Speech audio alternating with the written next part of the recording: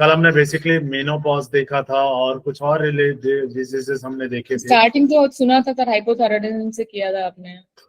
हाँ, वो काफी पहले था। उसके बाद कल हमने हाइपरथायरॉयडिज्म के बाद हमने बेसिकली क्या देखा था, that is the related to the, ठीक है। उसके बाद हमने मेनोपॉज देखा था कि क्या रीजन होता है मेनोपॉज का, ठीक है। उसके बाद हमने देखा था दैट इज द जो डिस्मेनोरिया है, जो रिलेटेड होता है किससे, मेंस्ट्रुअल साइकिल से। इसमें क्या क्या सिम्टम्स हो सकते हैं ये हमने देखा था। उसके बाद हमने देखा था मेटाबॉलिक सिंड्रोम, राइट। और उससे पहले हमने देखा था that is the hyperthyroidism and जो हाइपर और हाइपोथायरॉयडिज्म और ओबेस, जो ओबेसिटी है, इसको हमने कल कंप्लीट किया था। क्लियर है। हमने देखे थे किस तरीके के डिजीजेस, किस तरीके के लक्षण हो सकते हैं, किस तरीके की प्रॉब्लम्स क्रिएट होती हैं इनमें, जो कि आगे प्रॉब्लम क्रिएट करता चला जाता है। क्लियर है। आज का जो हमारा टॉपिक है that is the hysterectomy, right. Hysterectomy क्या है, जो आपके गर्भाशय यूट्रस को हटाती है लेकिन आपके ओवरी को नहीं, राइट। हिस्टेरेक्टोमी गर्भाशय के सभी या कुछ हिस्सों को हटाने के लिए एक सर्जिकल ऑपरेशन है। हिस्टेरेक्टोमी क्या है, दैट इज द सर्जरी जिसमें क्या किया जाता है, या तो आपके गर्भाशय को रिमूव कर दिया जाता है, यूट्रस को रिमूव कर दिया जाता है, या आपके ओवरी को रिमूव कर दिया जाता है। ओवरी को रिमूव नहीं किया जाता है, राइट, लेकिन किसको रिमूव कर दिया जाता है, यूट्रस को। तो वहां पे फिर पॉसिबल नहीं है ना कि फर्टिलाइजेशन हो, कैसे होगा फर्टिलाइजेशन, पॉसिबल नहीं है, राइट ना। कंसीविंग हो ही नहीं सकता, क्योंकि जब यूट्रस ही नहीं है तो कंसीविंग कहाँ होगा, राइट ना।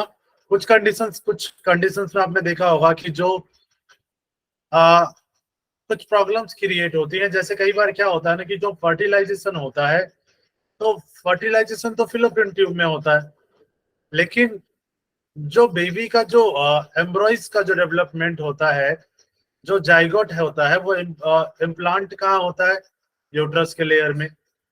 बट कई बार ये इम्प्लांट हो जाता है कहाँ, फिलोपियन ट्यूब में ही रह जाता है। ये फिलोपियन ट्यूब में ही किसी पार्ट में ये वो जो है डेवलप होने लग जाता है। तो वो क्या होता है, दैट इज द प्रॉब्लम। और वो कई बार फिलोपियन ट्यूब को भी डैमेज कर सकता है, राइट नाउ। उस कंडीशंस में सर्जरी के अलावा कोई और ऑप्शन नहीं होता है। क्लियर है। तो हिस्टेरेक्टोमी क्या है, that is the surgery, chemotherapy और विकिरण चिकित्सा, राइट। क्या किया जाता है इसमें, या तो कीमोथेरेपी किया जाएगा या रेडिएशन थेरेपी किया जाएगा। प्राइमरी ओवरियन इनसफिशिएंसी, जब अंडाशय प्रजनन हार्मोन के सामान्य स्तर का उत्पादन करने में विफल होते हैं, राइट। प्राइमरी ओवरियन इनसफिशिएंसी, जब आपका जो ओवरी है, राइट, वो जो एग का फॉर्मेशन कर रहा है, राइट, तो वो जब प्रॉपर वे में नहीं कर पाता है, तब ये चीजें की जाती हैं, तब उसको रिमूव करने का ऑप्शन फिर बचता है, दूसरा कोई ऑप्शन नहीं बचता है। क्लियर है। ट्रीटमेंट क्या किया जा सकता है, सुखासन, ये ऑल्सो डिजीज है, ठीक है ना। प्राथमिक डिम्ब ग्रंथि अपर्याप्तता, प्राइमरी ओवेरियन इनसफिशिएंसी। क्लियर है। जब अंडाशय जो अंडाशय क्या है, that is the ovary, right. क्योंकि ट्रीटमेंट क्या किया जा सकता है इसका, सुखासन, उत्कट आसन का अभ्यास किया जा सकता है, वॉरियर पोज, सलंब शीर्षासना, सलंब सर्वांगासन, पश्चिमोत्तानासन, उत्तानासन, हलासन, विपरीत करनी, जानु शीर्षासन और उथित त्रिकोणासन, वीरासन, ये आसनास का अभ्यास किया जा सकता है। क्लियर है। सर इसमें क्या मतलब, ये आसन के अभ्यास से ये यूट्रस रिमूव रुक सकता है? कि इसके बाद हमें प्रिकॉशन के मतलब बॉडी फिट रखने के लिए कर सकते ठीक है, हैं। ये आपको अपने आप को बचाने के लिए कर सकते हैं, ठीक है ना। नॉर्मल डेज जैसे नॉर्मल लाइफ स्टाइल है ना, तो ठीक है सर। बाकी जो इफेक्ट हो रही है ना बॉडी में, उसको रोकने के लिए ये आसनास कर सकते हैं आप। यानी कि प्री प्रिकॉशन है ये, कि अगर हम ये करते हैं यस, तो यूट्रस मूव नहीं मतलब बच सकते हैं। हाँ बच सकते हैं। पेरीमेनोपॉज का अर्थ है रजनोवृत्ति के आसपास, अराउंड मीनोपॉज, और उस समय को संदर्भित करता है जिसके दौरान आपका शरीर रजनोवृत्ति के लिए प्राकृतिक संक्रमण परिवर्तन काल ट्रांजिशन बनाता है।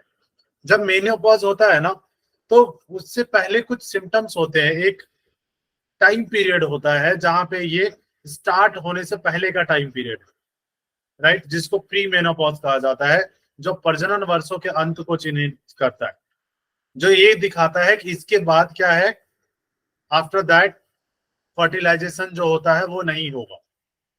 क्लियर है ना। पेरीमेनोपॉज को रजनोवृत्ति संक्रमण भी कहा जाता है, राइट, दैट इज, इसको क्या कहा जाता है, इसको संक्रमण भी कहा जाता है। देयर इज ऑल्सो कॉल्ड रजनोवृत्ति संक्रमण, perimenopause infection.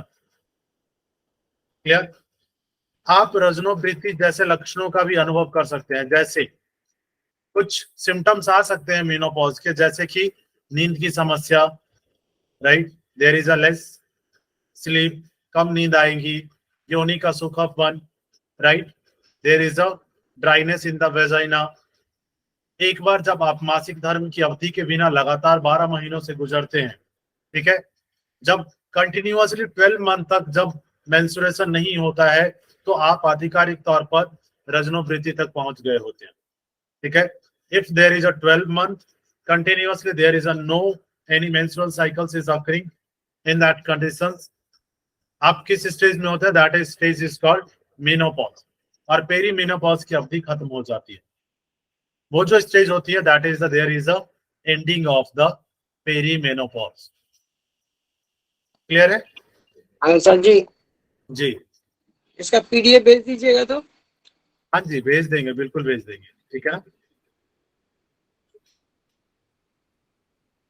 What is the symptoms, क्या सिम्टम्स हो सकते हैं मेनोपॉज के पहले, पेरी मेनोपॉज, इरेगुलर पीरियड्स, अनियमित जो आपका पीरियड्स होंगे, जो मेंस्ट्रुअल डेज होंगे वो डिस्टर्ब हो जाएगा, hot flashes and sleep problem, नींद की समस्या होगी आपको, मनोदशा में बदलाव होगा, मूड चेंजेस होंगे, vaginal and bladder problems, right, कभी कभी वजाइनल या ब्लैडर की समस्याएं हो सकती हैं, डिक्रीज द इनफर्टिलिटी, घटती प्रजनन क्षमता, changes in the sexual functions, यौन क्रिया में परिवर्तन, लॉस ऑफ बोन, जो रिस्क ऑफ क्या होती है, ऑस्टियोपोरोसिस, जहां पे हड्डी की हानि होती है, लॉस ऑफ बोन, राइट, जहां कैल्शियम लेवल का बेसिकली कहा जाता है ऑस्टियोपोरोसिस, राइट, इसमें चेंजेस की वजह से, हार्मोनल चेंजेस की वजह से भी ये प्रॉब्लम क्रिएट होती है।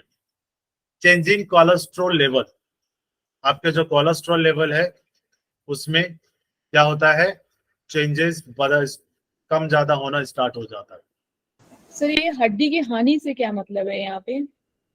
और लॉस पेन ऑफ है बोन, ठीक है। लॉस ऑफ बोन्स, ऑस्टियोपोरोसिस ना, जिसमें नहीं बोन वो में तो डिजनरेशन होना शुरू हो जाता है। ओके। क्लियर है ना। लॉस ऑफ बोन्स का मतलब होता है कैल्शियम का लेवल जैसे ही डाउन होना शुरू होता है ना, तो बोन का क्या होता है, डिजेनरेशन होना शुरू हो जाता है। और ये रीजन हो सकता है क्या, हार्मोनल चेंजेस, जो कि कैल्शियम के लेवल को क्या करना शुरू करती है, डाउन करना शुरू कर देती है। कम कर देती है। ठीक है। Okay sir. रीजन क्या हो सकता है, पेरीमेनोपॉज एस्ट्रोजन कम होने का एक परिणाम है, ठीक है। एस्ट्रोजन कम होगा तो उस टाइम उस प्रोसेस में क्या होगा, एक का फॉर्मेशन बंद हो जाएगा। क्लियर है ना। और एस्ट्रोजन ही मैंने आपको बताया था कि एस्ट्रोजन क्या करता है, जो कि लेयर डेवलप करने में काफी हेल्पफुल है। तो अगर एस्ट्रोजन ही डेवलप नहीं हो, रिलीज नहीं होगा, तो क्या लेयर बनेगी, क्या लेयर डेवलप होगा, नहीं होगा। एग्स का फॉर्मेशन प्रॉपर होगा, एग्स अनडेवलप ही रह जाएंगे, डेवलप ही नहीं होंगे। क्लियर है ना। और वो जब डेवलप ही नहीं होंगे तो फेलोपियन ट्यूब में जाएगा ही नहीं। डेवलप एग ही जाता है ना फेलोपियन ट्यूब में, यौगिक ट्रीटमेंट क्या किया जा सकता है? षटकर्म जैसे का बताया गया है रजनोवृत्ति में, आसन कर सकते हैं या आसन जो मेनोपॉज में बताया गया है उन्हीं का अभ्यास कर सकते हैं, राइट। मुद्रा बंद और आप रिलैक्सेशन कर सकते हैं, राइट। और जैसे रजनोवृत्ति में बताया गया है ये कर सकते हैं। गर्भ के समय कौन से योग कर सकते हैं? ताड़ासन, वॉरियर पोज, लेकिन ये ध्यान रहे कि इसमें काफी चीजें देखनी होती हैं, डायरेक्ट करवा नहीं सकते आप। त्रिकोणासन, मार्जरी आसन, शवासन, भ्रामरी और नाड़ी शोधन, इसमें बहुत चीजें ध्यान रखनी होती है, किस तरीके से आपको चेंजेस करने हैं, लेग्स की पोजीशन किस तरीके से चेंज करना है, क्या यूज करना है, बहुत चीजें इसमें ध्यान देनी होती है। नेक्स्ट है गैस्ट्रिक्स, गैस्ट्राइटिस, जठर शोथ कहते हैं इसको, गैस्ट्राइटिस।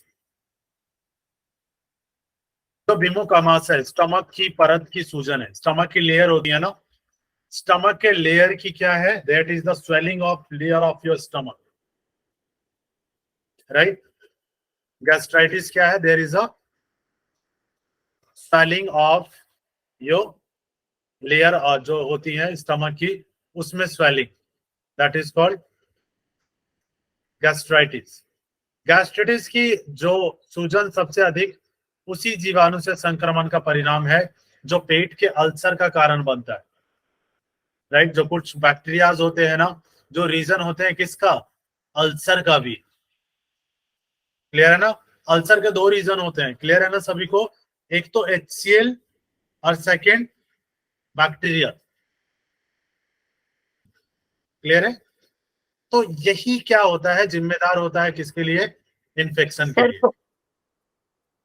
हाँ जी सर कौन कौन सी दो रीजन बोले? दो, एक तो HCl होता है ना जो आपके स्टमक में रिलीज होता है ना, हाइड्रोक्लोरिक एसिड। ओके, और एक और? एक बैक्टीरियल होता है, जीवाणु, ठीक है ना। ओके। कुछ हानिकारक बैक्टीरिया जो होते हैं ना, वो भी आपके लेयर को हार्म करते हैं, क्लियर है ना। कुछ दर्द निवारक के नियमित उपयोग और अधिक शराब पीना भी गैस्ट्रिटिस का कारण हो सकता है, क्लियर ना। अगर आप कुछ मेडिसिन कंटिन्यूअस यूज कर रहे हैं या तो कंटिन्यूअस आप अल्कोहल का यूज कर रहे हैं, उस रीजन में से भी गैस्ट्रिटिस हो सकता है। गैस्ट्रिटिस क्या है? अचानक तीव्र गैस्ट्रिटिस हो सकता है, ये बढ़ सकता है एकदम से, या समय के साथ धीरे धीरे प्रकट हो सकता है, जिसे क्या कहते हैं? Chronic gastritis, right. Sir alcohol से गैस्ट्रिक कम होता है, वो लोग भोजन कम करता है, पीता ज्यादा है, समझ, इसी कारण। रीजन क्या हो सकते हैं? लक्षण सिम्टम्स क्या हो सकते हैं इसके? आपके ऊपरी उदर में दर्द या जलन, राइट। जो अपर जो स्टमक है ना, उसमें आपको या तो पेन फील होगा या जलन फील होगा, वोमिटिंग आ सकती है कंटिन्यूअस, और खाने के बाद ऊपरी उदर में परिपूर्णता की अनुभूति, ऐसा लगता है कि कई बार ऊपर ही रखा हुआ है ना, राइट। रीजन क्या हो सकते हैं? आपके जो स्टमक की लेयर है, जो क्या होता है स्टमक के लेयर में, क्या होती है? एक म्यूकस होता है, क्लियर है ना। एक म्यूकस का लेयर होता है जो कि बाधा को कम करने या चोट लगने से आपके पाचन रस को नुकसान पहुंचाता है और आपके उदर की परत को नुकसान पहुंचाता है, क्लियर है। जब आपके स्टमक का लेयर क्या होगा? हार्म होगा, तो उस कंडीशंस में क्या होगा? ये प्रॉब्लम क्रिएट होगी। उससे क्या होगा? बलगम जो होता है, म्यूकस होता है, म्यूकस का लेयर कम हो जाएगा और ये प्रॉब्लम आपको क्रिएट होगी। कई बीमारियां और स्थितियां जैसे गैस्ट्राइटिस के जोखिम को बढ़ा सकती है। क्या क्या है? क्रोहन रोग जो होती है, क्रोहन डिजीज, और सार्काइडोसिस शामिल है। इसमें क्या होता है? एक ऐसी स्थिति है जिसमें शरीर में दाहक कोशिकाओं का संग्रह बढ़ता है। दाहक कोशिका कौन से होते हैं? जो कि दाह का मतलब क्या होता है, जो हीट क्रिएट करते हैं। क्लियर है ना? कुछ सेल्स जो हीट क्रिएट करते हैं उनका जो संग्रह है, राइट, इकट्ठा हो जाते हैं ये, और वो क्या करते हैं, ये प्रॉब्लम क्रिएट करते हैं, राइट। इसको बढ़ाने वाले कुछ कारक हैं, रीजन है, क्या क्या है, बैक्टीरियल संक्रमण, हेलिकोबैक्टर पाइलोरी, राइट, जो बैक्टीरियल इन्फेक्शन है ना, हेलिकोबैक्टर पाइलोरी, राइट, इसके रीजन से भी ये बढ़ सकता है। A chronic inflammatory bowel disease that affect the lining of the digestive tract, क्या करता है, जो डाइजेस्टिव ट्रैक्ट का जो लेयर होता है ना, ठीक है, ये डाइजेस्टिव ट्रैक्ट के लाइनिंग को, इसमें क्या होता है, इन्फ्लामेशन होना शुरू हो जाता है। क्लियर है ना? जिससे क्या जी होता सर। है, सर उसके साथ एक और, हाँ, सार्कोडाइसिस ना, जी sir. sarcoidosis. This is also related to the growth of teeny collection of the inflammatory cells in the different parts of the body. जो इन्फ्लामेशन को बढ़ाते हैं ना जो सेल्स, उसका डेवलपमेंट होने लगता है आपके बॉडी के डिफरेंट डिफरेंट पार्ट्स में। क्लियर हुआ?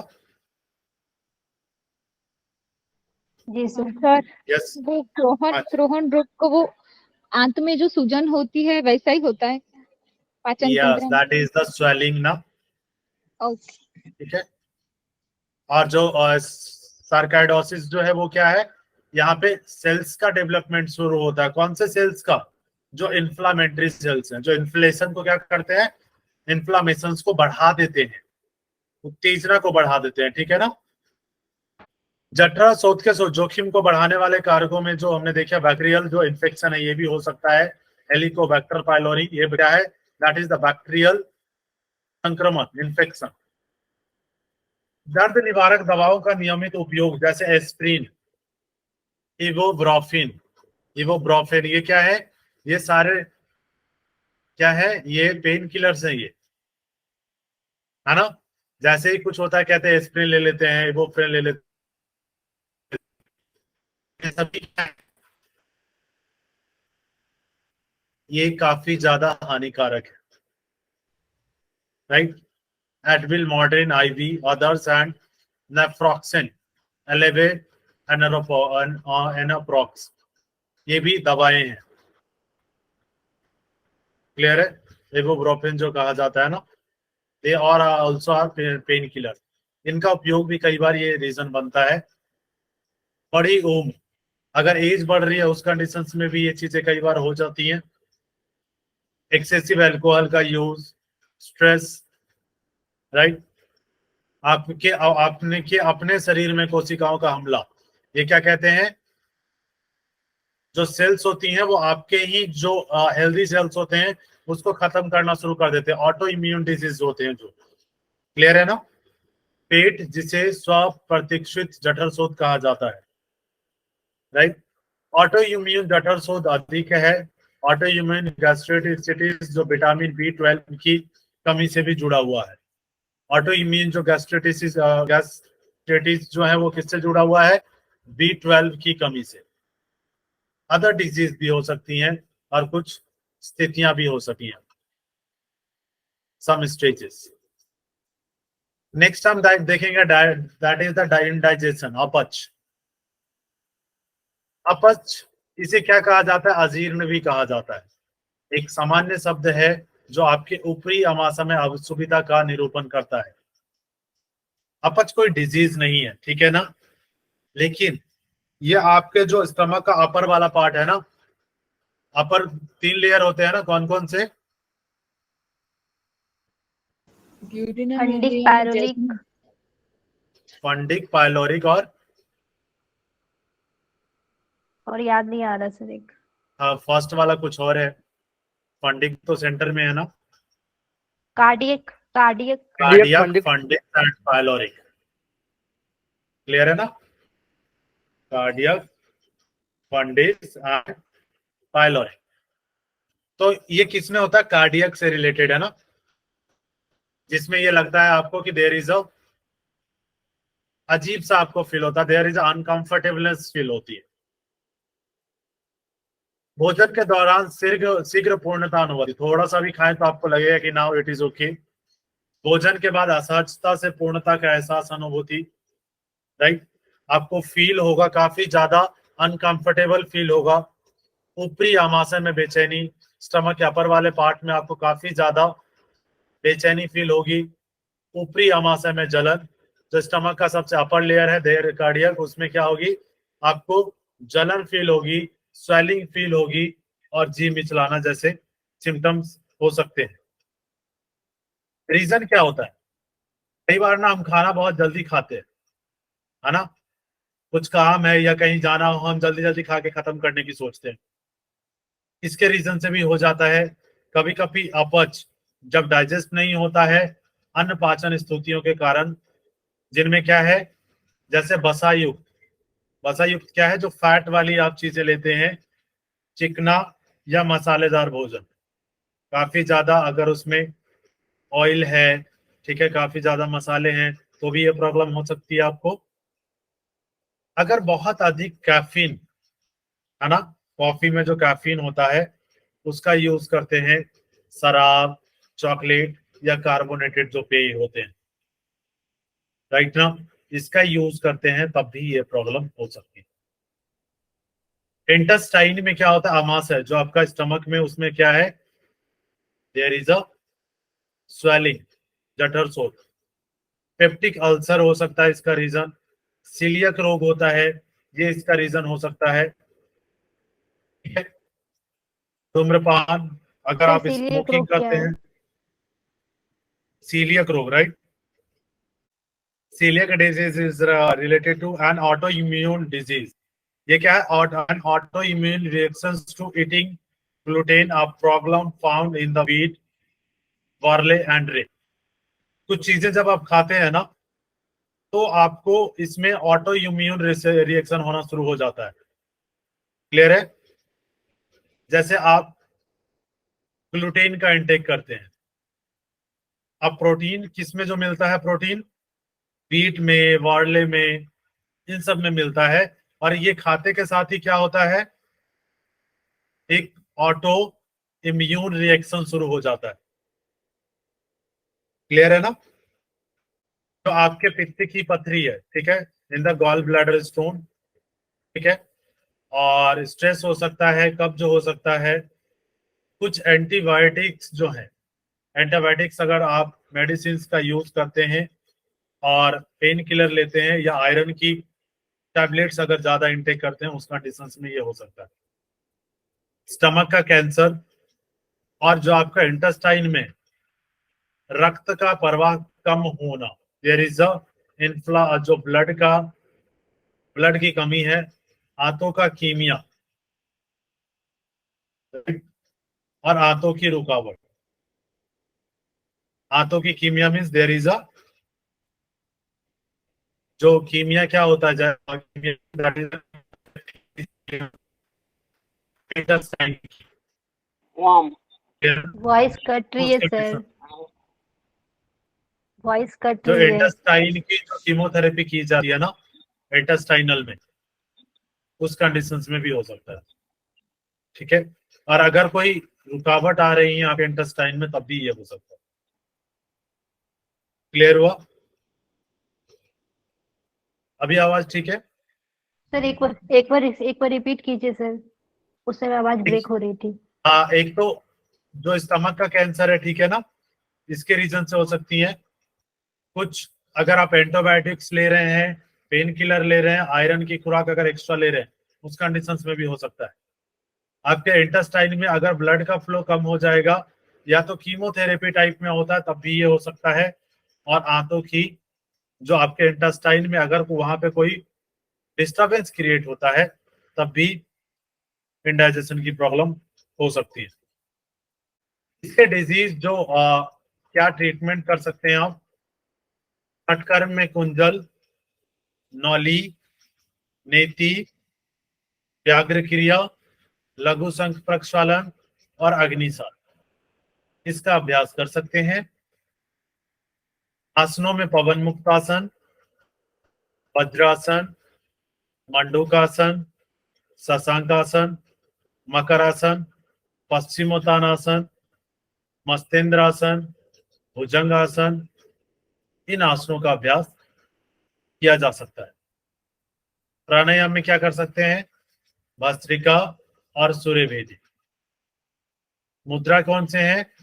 जालंधर बंद, मूल बंद, उद्यान बंद और महाबंद। रिलैक्सेशन, ध्यान और यौगिक ब्रीदिंग और शवासन, इसका अभ्यास किया जा सकता है। Next one is the peptic ulcer. Ulcer जो कहते हैं, what is the peptic ulcer? इसको पेप्टिक अल्सर भी कई पे जगह पे कहा गया अल्सर को, ठीक है। सो पेप्टिक अल्सर क्या है? दैट इज द खुले घाव है जो कहाँ होता है? There is a open wound, it is occurs in the inner layer of your small intestine. Clear है? There is a wound in the upper layer of, जो आपकी अंदरूनी परत है ना, inner layer of the small intestine. इसमें क्या क्या चीजें शामिल है, क्या क्या इंक्लूडेड है? यस, कुछ कहें? ठीक है। आमाशय के अंदर होने वाले गैस्ट्रिक अल्सर, राइट, आपके स्टमक में भी गैस्ट्रिक अल्सर हो सकते हैं। ड्यूडेनल अल्सर, ड्यूडेनियम जो है, राइट, जो आपकी छोटी आंत, स्मॉल इंटेस्टाइन के सबसे ऊपर वाले भाग के अंदर होता है, ड्यूडेनम। क्लियर है? जो ड्यूडेनम होता है ना, ड्यूडेनम के छोटी आंत की कितने परत है? कौन बताएंगे? 3 सर, 3 है सर। ड्यूडेनम, जेजुनम और इलियम। Duodenum, jejunum. तो जो ड्यूडेनल अल्सर होता है वो कहाँ होता है? In the upper part of the duodenum, जिसको क्या कहते हैं? ड्यूडेनियम अल्सर। क्लियर है? पेप्टिक अल्सर के सबसे आम कारण क्या हो सकते हैं? जीवाणु, हेलिकोबैक्टर पाइलोरी। कौन सा? हेलिकोबैक्टर पाइलोरी, एच पाइलोरी इसको कहा जाता है, के साथ संक्रमण और एस्प्रिन और नॉन एस्टेरॉइडल विरोधी दवाओं का दीर्घकाल उपयोग। तो क्या हो सकता है? देखिए, एक बैक्टीरिया हो सकता है, ठीक है। कौन सी बैक्टीरिया है? जो बैक्टीरियल हेलिकोबैक्टर पाइलोरी जिसको कहा जाता है, राइट। साथ जो आपका संक्रमण है, ठीक है ना, और एस्प्रिन और नॉन एस्टेरॉइडल, एस्प्रिन और नॉन एस्टेरॉइडल जो मेडिसिन होते हैं, इसका अगर लॉन्ग टाइम तक आप यूज करते हैं तो ये भी प्रॉब्लम क्रिएट कर सकता है, ये भी अल्सर क्रिएट कर सकता है, पेप्टिक अल्सर। अगर आप स्ट्रेस लेते हैं और अगर आप मसालेदार भोजन इंटेक कर रहे हैं तो पेप्टिक अल्सर इससे नहीं हो रहा है। ऐसा नहीं है कि इससे पेप्टिक अल्सर हो जाएगा। क्लियर है ना? इनसे पेप्टिक अल्सर नहीं होता है। क्लियर है? सिम्टम्स क्या फील होंगे आपको?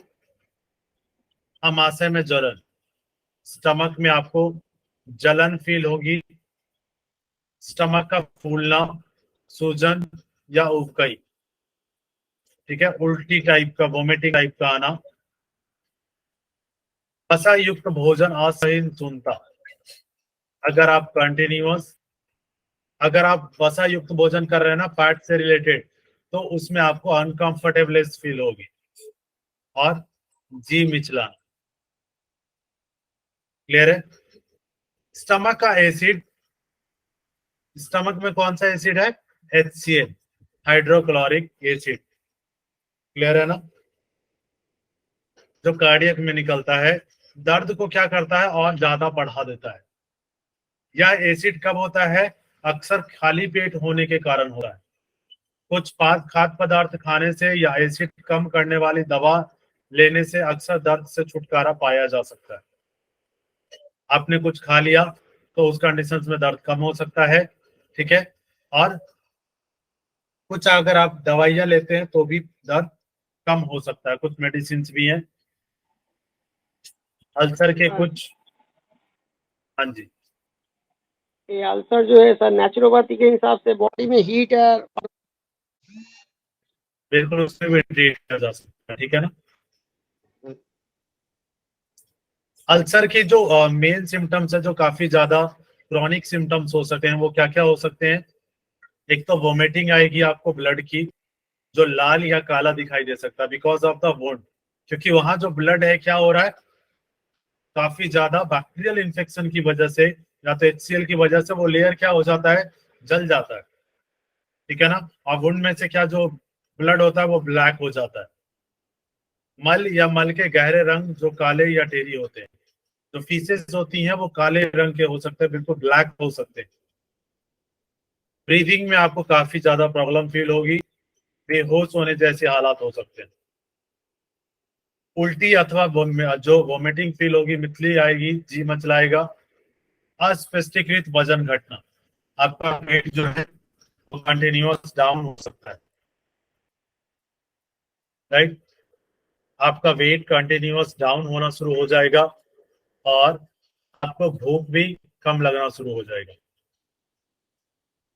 रीजन क्या हो सकते हैं। पेप्टिक अल्सर कब होता है, जब पाचन तंत्र में, पाचन तंत्र क्या है, डाइजेस्टिव सिस्टम में एसिड अमाशय या छोटी आंत स्मॉल इंटेस्टाइन की आंतरिक सतह से दूर हो जाता है, राइट। स्मॉल इंटेस्टाइन से जब ये दूर हो जाता है ना, ठीक है, उसके सतह से, लेयर से, इन दैट कंडीशन क्या होता है, that is the peptic ulcer. Clear है, जो स्टमक है। सर इसमें जो एक्स्ट्रा हमारे पित्त जो बन जाता है, पित्त की थैली में जो पित्त इकट्ठा हो जाता है वो यूज नहीं होता है, एक्स्ट्रा बन Yes. जाता है, उसकी वजह से मतलब वो जो अंदरूनी जो आंतों की जो परत है वो जल जाती है या उधर छाले जैसे पड़ जाते हैं जब एक्स्ट्रा हमारा पित्त बढ़ जाता है। ट्रीटमेंट क्या कर सकते हैं, जलनेति, रघुफल संघ प्रक्षालन, ये 2 चीजें कर सकते हैं षटकर्म में। आसन में क्या कर सकते हैं, वज्रासन, शशांक आसन, पवन मुक्तासन, मरकट आसन, मकरासन, सूर्य नमस्कार और सर कर्मयोगी। जल नीति कैसे, इसमें वमन क्रिया होनी चाहिए, जल नीति नहीं। आप अगर आप करेंगे तो वो ज्यादा डैमेज हो सकता है ना। नहीं, जल नीति तो फिर नाक से आई ना, वो तो अपर इसीलिए गले कहा के ऊपर गया जितने भी that is EMT जो good आता है for उसमें stress जल नीति और basically जो है। देखिए जलनेति का अभ्यास क्यों कहा गया है, फॉर द जो प्रॉब्लम्स उसकी वजह से क्रिएट हो रही है ना, उसके लिए कहा गया है, ठीक है ना। जो बेहोशी जैसे हालात हो रहे हैं, मितली आ रही है, इस कंडीशंस में थोड़ा सा आपको बेटर कर सकता है। क्लियर है ना, क्योंकि ये ज्यादा इफेक्ट नहीं करेगा आपको उस कंडीशंस में, ठीक है। तो लघु संघ प्रक्षालन का अभ्यास किया जा सकता है। प्राणायाम में क्या कर सकते हैं, भ्रामरी, नाड़ी शोधन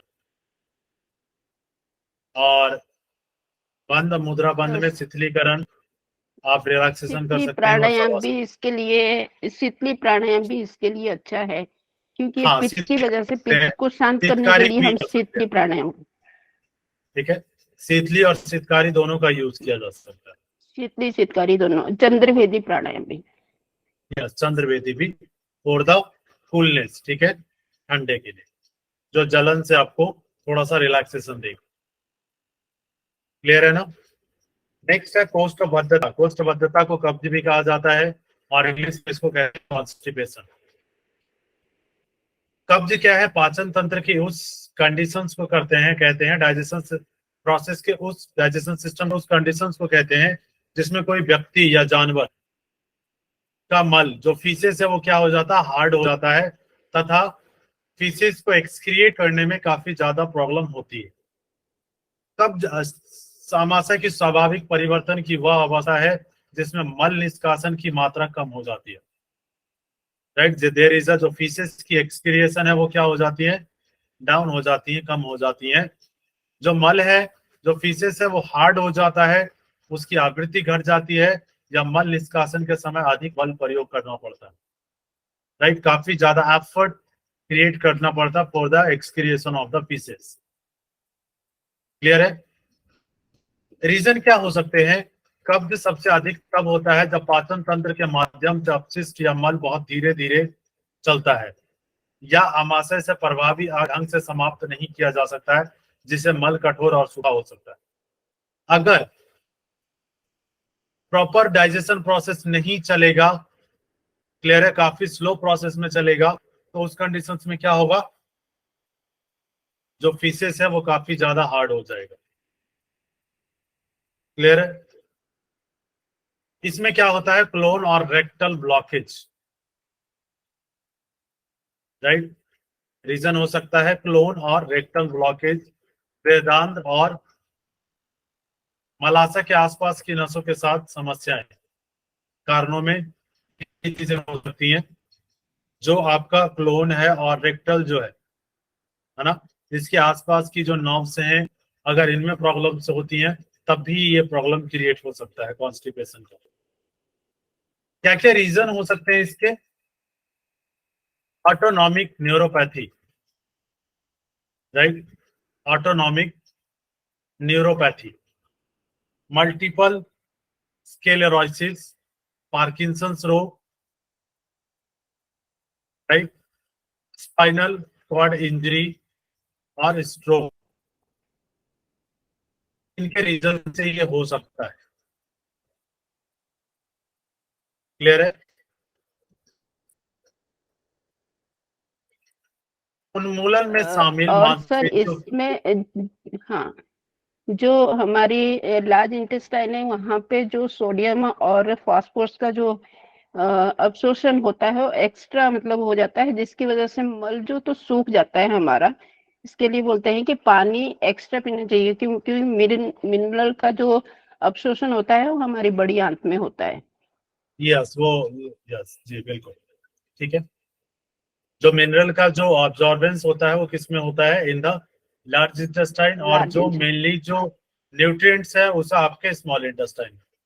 स्मॉल इंटेस्टाइन में जेजुनम और इलियम में पोटाशियम, ये सॉरी जो प्रोटीन बिली वगैरह। है ना, जो बिली है, मेनली जो बिली के थ्रू वो क्या होता है, ब्लड के सेल्स में पहुंचा दिया जाता है। हाँ। ठीक है। उन्मूलन में शामिल मांसपेशियों के साथ कठिनाई, जो मसल्स, जो रेक्टल मसल्स हैं उसके साथ काफी आपको प्रॉब्लम फेस करनी पड़ती है। तो इन द एक्सक्रिएशन, मल त्याग करने में शामिल पेल्विक मांसपेशियों के साथ समस्याएं पुरानी कब्ज का कारण हो सकती है। अगर पेल्विक मसल्स में कोई प्रॉब्लम्स हुई है पहले, राइट, तो उस रीजन से भी आपको कॉन्स्टिपेशन हो सकते हैं। इसमें निम्नलिखित घटक शामिल है, मल त्याग करने के लिए श्रोणि की मांसपेशियों को शिथिल करने में असमर्थता, एनीमस, राइट। श्रोणि की मांसपेशियां जो होती हैं, श्रोणि मीन्स एनस की मांसपेशियां विश्राम और पेल्विक एरिया जो है, ठीक है, कि मांसपेशियां विश्राम, जो रिलैक्सेशन है और कॉन्ट्रैक्शन है उसको सही ढंग से समन्वित नहीं करती है, डिस्नेरिया, राइट। ये प्रॉब्लम होती है जिसमें कंट्रोल नहीं कर पाती है सही से। क्लियर है ना।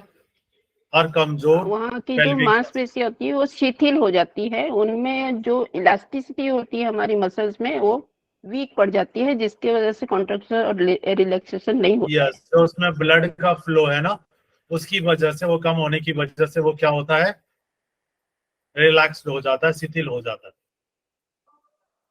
क्लियर है ना। उसके बाद पेल्विक मसल्स की वीकनेस, राइट, ये भी हो सकता है।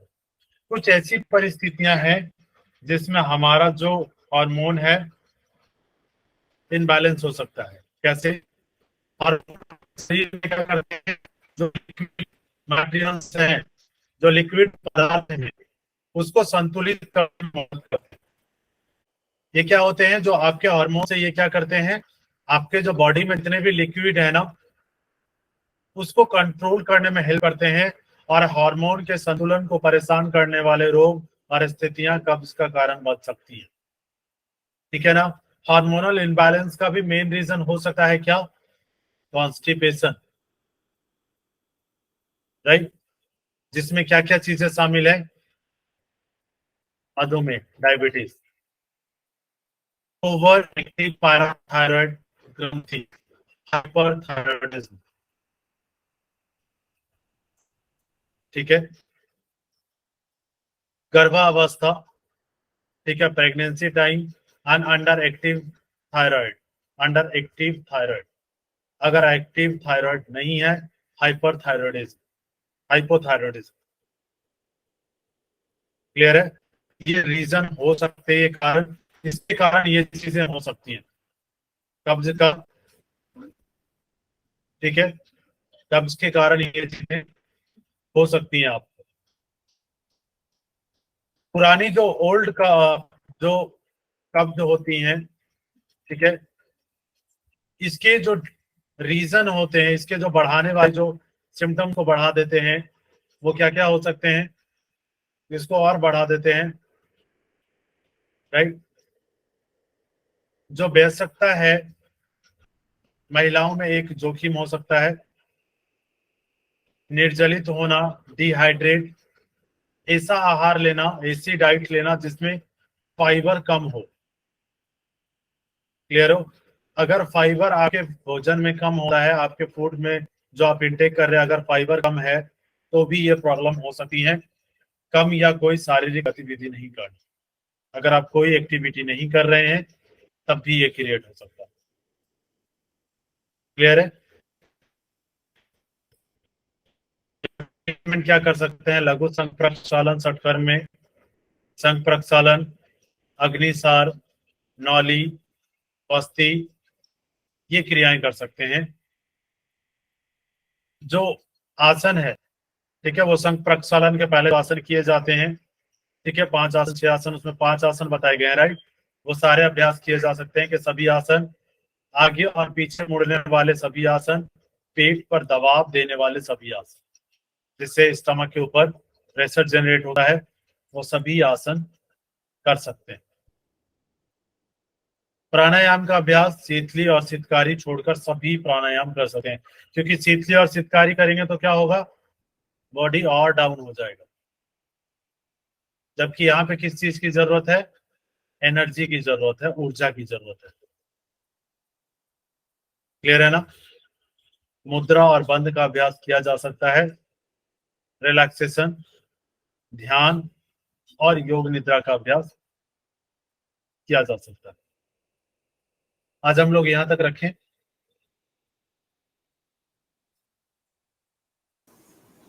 आगे हम लोग नेक्स्ट क्लास में कंटिन्यू करेंगे, ठीक है।